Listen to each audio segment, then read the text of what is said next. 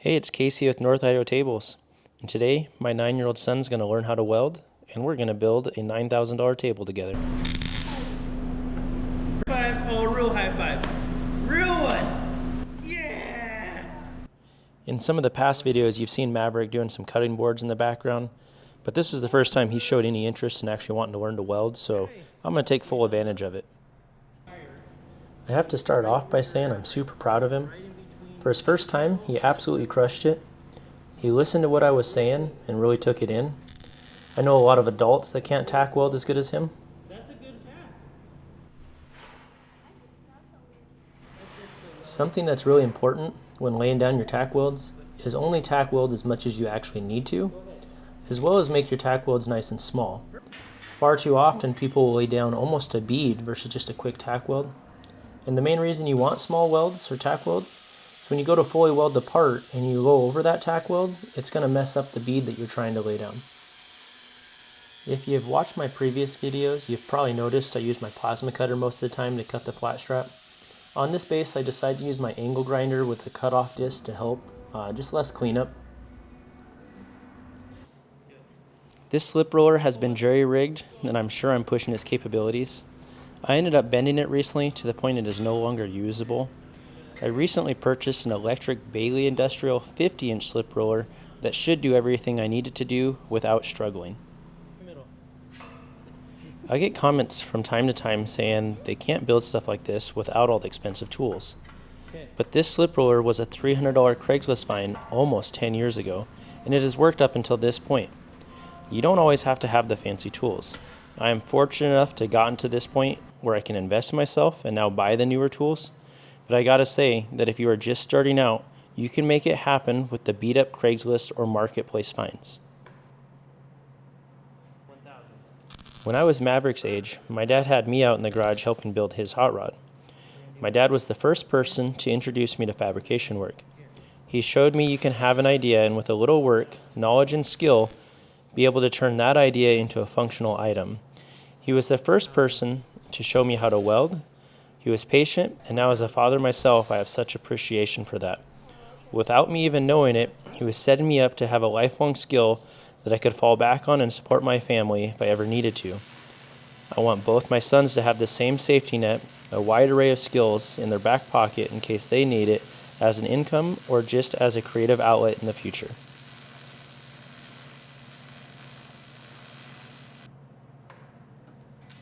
"90% of the time, you will see I'm running a MIG welder. Every now and then a TIG welder, but I'm just not efficient enough with one, to be honest. I need more seat time. But the main reason I'm running a MIG welder is I can cover a lot more ground in a timely manner. Plus, I'm filling a big outside corner, and a TIG welder, it just isn't as friendly to fill a corner like that.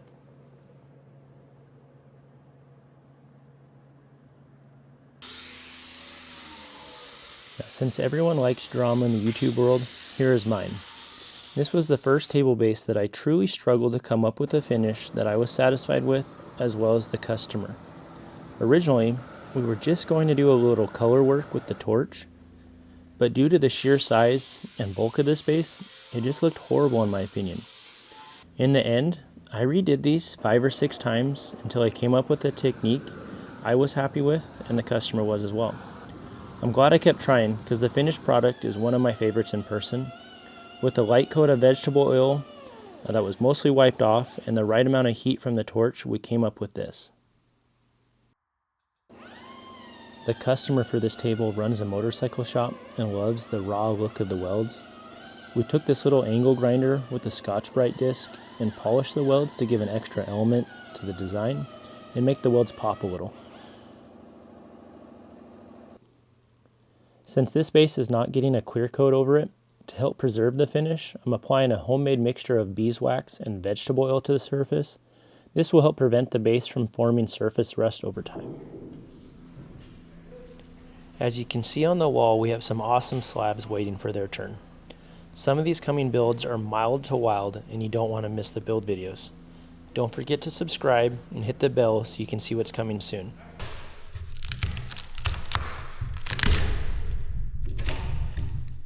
The slab we are working with for this table build started out just over 12 feet long. About 1.5 feet was unusable for the overall shape we were after. I recently invested in this sweet chainsaw so we can trim these slabs but keep the rustic look the chain leaves behind. I definitely prefer this to the clean cut of the track saw. This slab was one of the more rustic slabs we have built the table with, but like I mentioned earlier, the customer loved the raw, rough look of things, so we were trying to keep as much of that as possible while keeping it as clean and professional as possible. Now sometimes you run into soft, punky wood. You can take some CA glue or penetrating epoxy, let that soak in and it'll firm it up. But since we were going for the rustic look, I ended up chiseling out as much of the wood as I could and took a little propane torch to that spot and burned the rest out. Now speaking of epoxy, I've been using DIY Epoxy, which is a company based here in North Idaho. This particular one is called Speedy Petey, which is a fast set epoxy. I've been using it to fill all the cracks in the wood that are too big for CA glue. I do have a small discount code. I'll put it in the description of the video if you're interested in trying it out. So far, out of all the tables I've built, I still haven't done a full river table. I'm not against it, but I also wonder if the epoxy tables will fade out over time. I'd like to think that the tables I build will always stay in style, but I guess only time will tell as far as that goes. What do you guys think of river tables? Just a fad, or you think they're here to stay for the long run? I will say it's pretty awesome what epoxy has done for the wood industry though. Think of how many slabs in the past were considered junk or unusable, and now for that reason I tend to think that the river tables are here to stay, but I guess we'll see.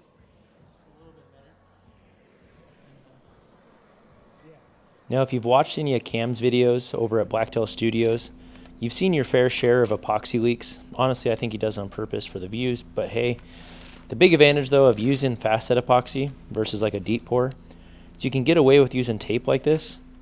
Before the epoxy has time to really find a way out, it's already starting to gel up. It's a huge time saver versus building molds also just to hold the epoxy in.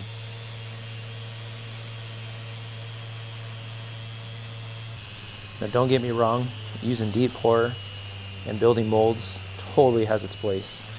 I just try to avoid it as much as possible.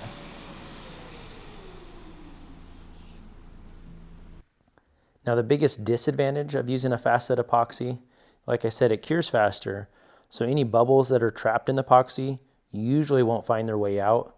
So I always try to tint the epoxy pretty dark, and from time to time when you go to sand it, you're going to have some of those bubbles you're going to expose, so a little bit of CA glue, a little bit of sanding, and they all disappear.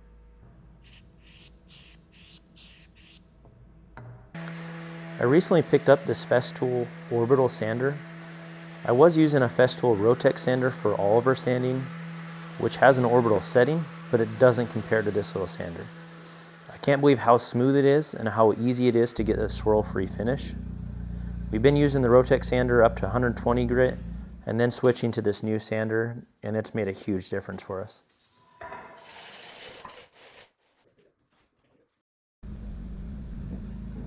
So it's been a few months since I posted a video.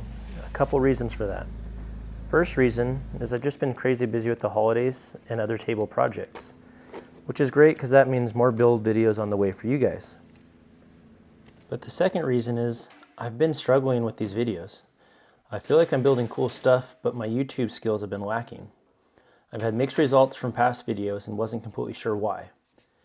I recently took a creator's course from some of the top woodworking YouTube makers, which dove deep into what makes a good YouTube video. I'm doing my best to try and apply as many things as I can from the course. I hope you guys feel this video is an improvement from past videos, and I'll continue to hone that skill. At least I hope. If it's worse though, let me know in the comments. Now back to the table. If you know the basics about wood, it tends to like to move, especially if it's not dry. Now even expensive kiln-dried wood can move and will move to an extent. On all of our live edge builds, I like to install C-channel on the bottom side of the tables. That mixed with our overbuilt table bases, I'm yet to have a slab warp at all. We buy all of our live edge slabs from Nick over at Maverick Sawmill in Sherwood, Oregon. From day one, Nick treated me like I was an extremely important customer. Best part is we have grown this business relationship into a true friendship. If you are in the market for some high-end slabs, don't be afraid to reach out. MaverickSawmill.com. For me, it's around a 7-hour drive each direction. Typically, I'll leave around 1 in the morning. We'll get there right when Nick opens, or he'll come in early even sometimes for us. And then we'll get home around 5, 6 o'clock at night. This last trip I made, I ended up picking up 6 different slabs, which was some serious weight in the trailer. One of those 6 slabs is a donation table to a local fundraiser for cancer patients. Last year, this fundraiser raised around $5 million, and I can't wait to see what our table can raise. Stay tuned for that one though, it's going to be pretty special. Just wait till you see the base design.